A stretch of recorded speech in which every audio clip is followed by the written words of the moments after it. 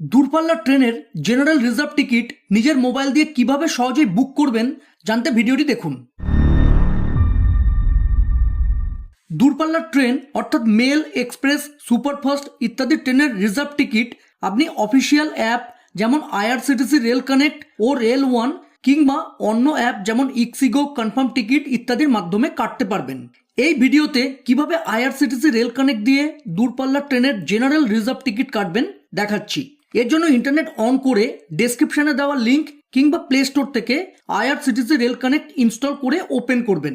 এরপর এটি ওকে করে লগ ইনে ট্যাপ করবেন। আইআরসিটিসিতে অ্যাকাউন্ট তৈরি করা না থাকলে আই বাটন ও ডেসক্রিপশনে দেওয়া ভিডিও দেখে নতুন আইআরসিটিসি অ্যাকাউন্ট তৈরি করে লগ ইন করে নেবেন।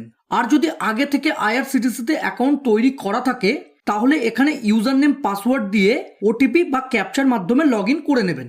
লগ ইন করার পর আপনি সহজেই দূরপাল্লার ট্রেনের রিজার্ভ টিকিট বুক করতে পারবেন। টিকিট বুক করার জন্য ট্রেনে ট্যাপ করে বুক টিকিটে ট্যাপ করবেন। এখন প্রথমে ট্রেন সার্চ করে নেবেন। যে স্টেশন থেকে যাত্রা শুরু করতে চাইছেন সিলেক্ট করার জন্য এখানে ট্যাপ করবেন। এরপর এখানে সিটি, স্টেশন নেম বা কোড লিখে সার্চ করে সোর্স স্টেশন সিলেক্ট করে নেবেন।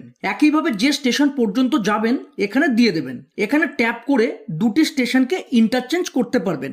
ক্লাস অপশনে ট্যাপ করে কোন ক্লাসের টিকিট কাটতে চাইছেন সিলেক্ট করতে পারেন। এখানে সব ধরনের ক্লাস যেমন এসি ফার্স্ট ক্লাস, এসি 2 টিয়ার, এসি 3 টিয়ার, চেয়ার কার, স্লিপার, 2S ইত্যাদি দেখতে পাবেন। এক্ষেত্রে আপনি যে ক্লাস সিলেক্ট করবেন কেবলমাত্র ওই ক্লাসের যে ট্রেনগুলি এই দুটি স্টেশনের মধ্যে অ্যাভেলেবেল আছে দেখতে পাবেন। আপনার সুবিধা মতো সিলেক্ট করবেন। তবে অল ক্লাস সিলেক্ট করাটা বেস্ট অপশন, কারণ এক্ষেত্রে সব ধরনের ট্রেন আপনি দেখতে পাবেন। কোটা অপশানে ট্যাপ করে আপনি কোন কোটায় টিকিট বুক করতে চাইছেন সিলেক্ট করে নেবেন। এখানে জেনারেল, লেডিস, তৎকাল, প্রিমিয়াম তৎকাল ইত্যাদি অপশন পেয়ে যাবেন। যদি বিশেষ কোনো প্রয়োজন না থাকে তাহলে সবসময় জেনারেল কোটা সিলেক্ট রাখবেন। কিভাবে তৎকাল টিকিট বুক করবেন জানতে এই ভিডিওটি দেখুন। যেদিন টিকিট কাটছেন বাই ডিফল্ট এখানে সেই ডেটটি এবং সেই সঙ্গে এখানে তার পরপর কয়েকদিনের ডেট শো করবে। এখন যদি আপনি পার্টিকুলার কোনো ডেটের ট্রেন সার্চ করতে চান তাহলে এখানে ট্যাপ করে এই ক্যালেন্ডার থেকে ওই ডেটটি সিলেক্ট করে ওকে করে দেবেন। আপনি নেক্সট 2 মাসের ট্রেন সার্চ করতে পারবেন। ফ্লেক্সিবল উইথ ডেট অপশনটি টিক রাখলে আপনি যে তারিখটি সিলেক্ট করেছেন সেই তারিখের সাথে সাথে আগের ও পরের দিনের অ্যাভেলেবেল ট্রেনও একসাথে সার্চ করতে পারবেন। যাদের যাত্রার তারিখ একদিন এদিক ওদিক করা সম্ভব তাদের জন্য এই অপশনটি খুব কাজে আসবে। যদি আপনি এটি আনটিক রাখেন তাহলে কেবলমাত্র এই দিনের অ্যাভেলেবেল ট্রেন সার্চ করতে পারবেন। Connecting journey booking option tick করে ওকে করলে যদি দুটি স্টেশনের মধ্যে ডাইরেক্ট ট্রেন না থাকে তাহলে দুটি ট্রেন মিলিয়ে কানেক্টিং জার্নি দেখাবে। মানে একটি স্টেশনে ট্রেন বদলে গন্তব্যে পৌঁছানোর অপশন পাওয়া যাবে। যদি আপনি কানেক্টিং জার্নি টিকিট বুক করেন তাহলে সর্বদা সময় হাতে রেখে ট্রেন সিলেক্ট করবেন। Person with disability option tick করে ওকে করলে দিব্যাঙ্গ যাত্রীদের কনসেশন সহ টিকিট বুক করা যায়। তবে এক্ষেত্রে ভ্যালিড ডিসএবিলিটি আইডি থাকা বাধ্যতামূলক। যদি ভ্যালিড ডিসএবিলিটি আইডি না থাকে তাহলে এই অপশনটি সিলেক্ট না করাই ভালো। আমি এটি আনটিক রাখলাম। যদি আপনার কাছে ভ্যালিড রেলওয়ে পাস থাকে তাহলে রেলওয়ে পাস কনসেশন অপশনে টিক করে ইয়েস করে রাখলে টিকিট বুকিং এর সময় কনসেশন পেয়ে যাবেন। যে অপশন প্রয়োজন ঠিক করে সার্চ ট্রেনে ট্যাপ করবেন, তাহলে ওই পার্টিকুলার দুটি স্টেশনের মধ্যে যে ট্রেনগুলি অ্যাভেলেবেল আছে দেখতে পাবেন। এখানে কোথা থেকে কোথায় যাবেন, জার্নি ডেট এবং কোটা দেখতে পাবেন। চাইলে এখানে ট্যাপ করে কোটা চেঞ্জ করতে পারেন। সর্ট বাই ট্যাপ করে পছন্দ মতো অপশন সিলেক্ট করে সার্চ রেজাল্ট চেঞ্জ করতে পারেন। এই ক্যালেন্ডারে ট্যাপ করে জার্নি ডেট চেঞ্জ করতে পারেন। এই ফিল্টারে ট্যাপ করে আপনি আপনার সুবিধা মতো ফিল্টার সিলেক্ট করে অ্যাপ্লাই ফিল্টার করতে পারেন। আমি এগুলির কোনো কিছু চেঞ্জ না করে এই পেজে চলে এলাম।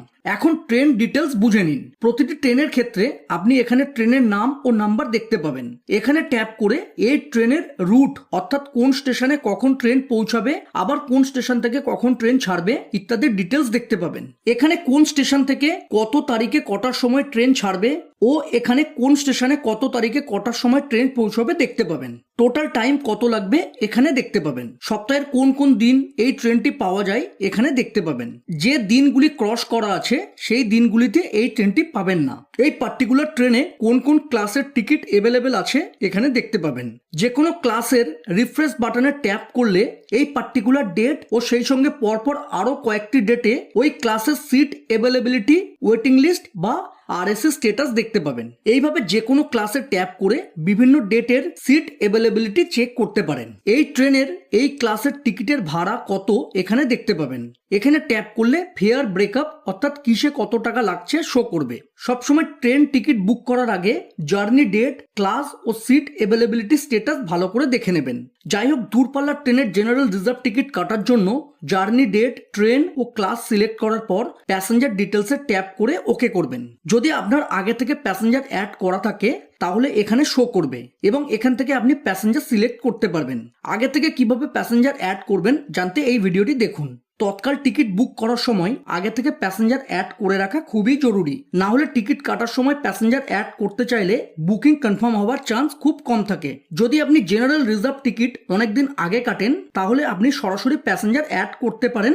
সাধারণত এক্ষেত্রে কোনো অসুবিধা হবে না। এখান থেকে প্যাসেঞ্জার সিলেক্ট করতে চাইলে করবেন, না হলে স্কিপ করে এই পেজে চলে আসবেন। এখানে কোথা থেকে কোথায় যাবেন ও জার্নি ডেট দেখতে পাবেন। এখানে ট্রেনের নাম ও নাম্বার দেখতে পাবেন।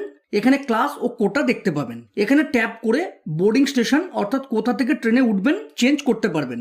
নতুন প্যাসেঞ্জার সিলেক্ট করতে চাইলে অ্যাড নিউতে ট্যাপ করবেন। আর যদি আগে থেকে অ্যাড করা প্যাসেঞ্জার সিলেক্ট করতে চান তাহলে অ্যাড এক্সিস্টিং এ ট্যাপ করে প্যাসেঞ্জার সিলেক্ট করবেন। নতুন প্যাসেঞ্জার অ্যাড করার জন্য অ্যাড নিউতে ট্যাপ করে এখানে প্যাসেঞ্জারের নাম, এখানে বয়স অবশ্যই 4 বছরের বেশি হতে হবে। এরপর জেন্ডার ও এখানে ট্যাপ করে বার্থ প্রেফারেন্স সিলেক্ট করে অ্যাড প্যাসেঞ্জারে ট্যাপ করবেন। 5 বছরের নিচের বাচ্চার কোনো টিকিট লাগবে না, ফ্রিতে জার্নি করতে পারবে। কিন্তু যদি আপনি বাচ্চার জন্য বার্থ অর্থাৎ একটি সিট নেন তাহলে পুরো ভাড়া লাগবে। বার্থ অর্থাৎ সিট ছাড়া বাচ্চা অ্যাড করতে চাইলে অ্যাড ইনফ্যান্ট উইদাউট বার্থে ট্যাপ করবেন। এরপর এখানে বাচ্চার নাম, এজ ও জেন্ডার দিয়ে অ্যাড প্যাসেঞ্জার করবেন। এক্ষেত্রে এই বাচ্চার কোনো টিকিট ইস্যু হবে না। যদি বাচ্চার জন্য বার্থ অর্থাৎ সিট নিতে চান তাহলে অ্যাড ইনফ্যান্ট উইথ বার্থে ট্যাপ করে ডিটেলস দিয়ে অ্যাড প্যাসেঞ্জার করবেন। যদি বাচ্চার বয়স 5 বছর বা 5 বছরের বেশি হয় সেক্ষেত্রে যদি সিট বা বার্থ নেন তাহলে পুরো ভাড়া লাগবে। আর যদি সিট বা বার্থ না নেন তাহলে হাফ ভাড়া লাগবে। অর্থাৎ 5 বছর বা 5 বছরের বেশি বয়সী বাচ্চা ফ্রিতে জার্নি করতে পারবে না। এভাবে সব প্যাসেঞ্জার অ্যাড করে নেবেন। আপনি একটি টিকিটে ম্যাক্সিমাম 6 জনের সিট বা বার্থ সহ টিকিট ও সেই সঙ্গে সিট বা বার্থ ছাড়া 2 জন বাচ্চার টিকিট কাটতে পারবেন। অর্থাৎ একটি পিএনআর নাম্বারে ম্যাক্সিমাম 8 জনের টিকিট কাটতে পারবেন। যাত্রী সংখ্যা বেশি থাকলে অন্য টিকিট কেটে নিতে হবে। এই এডিটে ট্যাপ করে প্যাসেঞ্জারের মোবাইল নাম্বার দিতে পারবেন। টিকিট বুকিং করার পর আপনার টিকিট ইমেল আইডি ও মোবাইল নাম্বারে সেন্ড হয়ে যাবে।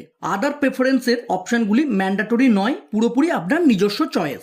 অটো আপগ্রেডেশন টিক করে রাখলে যদি আপনার বুক করা ক্লাসে সিট খালি না থাকে সেক্ষেত্রে উপরের ক্লাসের খালি সিটে কোনো এক্সট্রা চার্জ ছাড়াই অটোমেটিক্যালি সিট বুক হয়ে যেতে পারে। যেমন স্লিপার থেকে থার্ড এসি থেকে সেকেন্ড এসি ইত্যাদি। এই অপশনটি টিক রাখলে কনফার্মড সিট না পেলে টিকিট বুক হবে না, মানে ওয়েটিং লিস্ট বা আরএসি হলে টিকিট বুক হবে না। যারা একেবারে কনফার্ম সিট চান তাদের জন্য এটি খুবই ইউজফুল। এখানে আপনি চাইলে নির্দিষ্ট কোচ নাম্বার লিখতে পারেন। যদি ওই পার্টিকুলার কোচে সিট থাকে তাহলে পেয়ে যাবেন। মনে রাখবেন এটি শুধু রিকোয়েস্ট, এক্ষেত্রে রেলওয়েজ গ্যারান্টি দেয় না।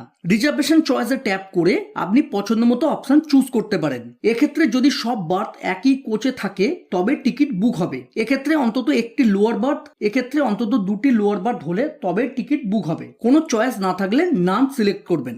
যদি আপনি ফ্যামিলির জন্য টিকিট বুক করেন সেক্ষেত্রে এটি চুজ করতে পারেন। যাই হোক, আপনার পছন্দ মতো অপশন সিলেক্ট করে নেবেন। এই জিএসটি আইএন ডিটেলস অপশনটি সাধারণত বিজনেস বা অফিস ট্রাভেলের জন্য। অর্থাৎ আপনি যদি টিকিটের জিএসটি ক্লেম করতে চান তাহলে এটি ফিল আপ করে দেবেন। পার্সোনাল ট্রাভেল হলে এই অপশনটি স্কিপ করলেই হবে, কারণ এটি অপশনাল। কিভাবে পেমেন্ট করবেন সেটি এই পেমেন্ট মোড থেকে সিলেক্ট করতে হবে। এখানে 2টি অপশন পাবেন। যদি credit card, debit card, net banking, wallets ইত্যাদির মাধ্যমে পেমেন্ট করতে চান তাহলে এটি টিক রাখবেন। আর যদি ভীম বা অন্য ইউপিআই পেমেন্ট অ্যাপের মাধ্যমে পেমেন্ট করতে চান তাহলে এটি টিক করবেন। যখন আপনি তৎকাল টিকিট কাটবেন সেক্ষেত্রে অবশ্যই আইআরসিটিসি ওয়ালেট থেকে টাকা কাটানোর চেষ্টা করবেন। তাহলে টিকিট কনফার্ম হওয়ার চান্স বেশি থাকে। আইআরসিটিসি ওয়ালেট কি, কিভাবে অ্যাক্টিভেট, রিচার্জ ও ব্যবহার করবেন জানতে এই ভিডিওটি দেখুন। তবে যদি ওয়ালেট ছাড়া অন্যভাবে পেমেন্ট করতে চান সেক্ষেত্রে ইউপিআই দিয়ে পেমেন্ট করাটা বেশি সুবিধাজনক। আইআরসিটিসি ট্রাভেল ইন্স্যুরেন্স নিলে যাত্রার সময় দুর্ঘটনার ক্ষেত্রে ফিনান্সিয়াল প্রোটেকশন পাওয়া যায়। এটি পার পার্সন মাত্র 45 পয়সা লাগে। নিতে চাইলে ইয়েস, না হলে নো করে দেবেন, তবে নেওয়াই ভালো। আমি ইউপিআই সিলেক্ট করে নিলাম।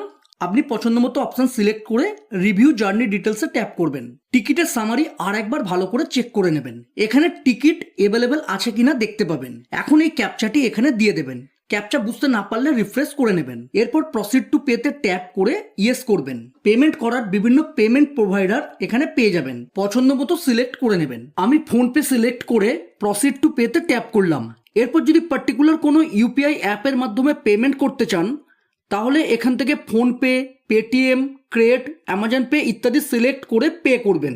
যদি ইউপিআই আইডির মাধ্যমে পেমেন্ট করতে চান তাহলে পে ইউজিং ইউপিআই আইডিতে ট্যাপ করে এখানে ইউপিআই আইডি দিয়ে ভেরিফাই অ্যান্ড পে করবেন।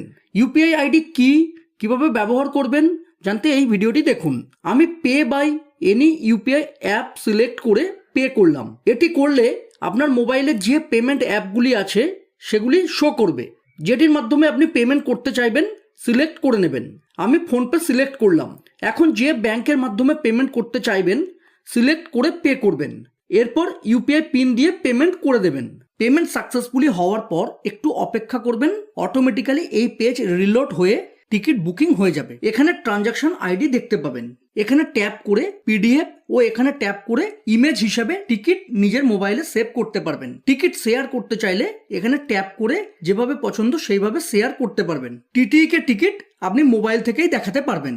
চাইলে আপনি প্রিন্টও করে নিতে পারেন। এখানে ট্রেনের নাম ও নম্বর, এখানে টিকিটের পিএনআর দেখতে পাবেন। এখানে টিকিটের ডিটেলস দেখতে পাবেন। প্যাসেঞ্জার ইনফরমেশনে আপনি প্রতিটি প্যাসেঞ্জারের টিকিটের স্ট্যাটাস অর্থাৎ কনফার্ম, ওয়েটিং লিস্ট বা আরএসি কি হয়েছে দেখতে পাবেন। যেমন এই প্যাসেঞ্জারটির দেখুন, এখানে নাম, জেন্ডার, বয়স দেখতে পাবেন। এটি বুকিং স্ট্যাটাস এবং এটি কারেন্ট স্ট্যাটাস। টিকিট বুক করার ঠিক সেই মুহূর্তে কি স্ট্যাটাস ছিল সেটাই বুকিং স্ট্যাটাস। মানে আপনি যখন পেমেন্ট করে টিকিট কাটলেন তখন সিট বা বার্থ কি অবস্থায় ছিল সেটা এখানে দেখায়। বুকিং স্ট্যাটাস কখনো চেঞ্জ হয় না। এই মুহূর্তে আপনার টিকিটের সর্বশেষ অবস্থা কি সেটাই কারেন্ট স্ট্যাটাস। এটি চেঞ্জ হতে পারে, যেমন ওয়েটিং লিস্ট থেকে আরএসি বা আরএসি থেকে কনফার্ম হতে পারে। জার্নি করার আগে সবসময় কারেন্ট স্ট্যাটাসটাই ফলো করবেন। এখন স্ট্যাটাস কোডটি বুঝে নিন। যেমন এখানে দেখুন CNF S259 UB আছে। CNF মানে টিকিট কনফার্ম, S2 হলো কোচ নাম্বার, 59 হলো সিট নাম্বার এবং UB হলো আপার বার্থ।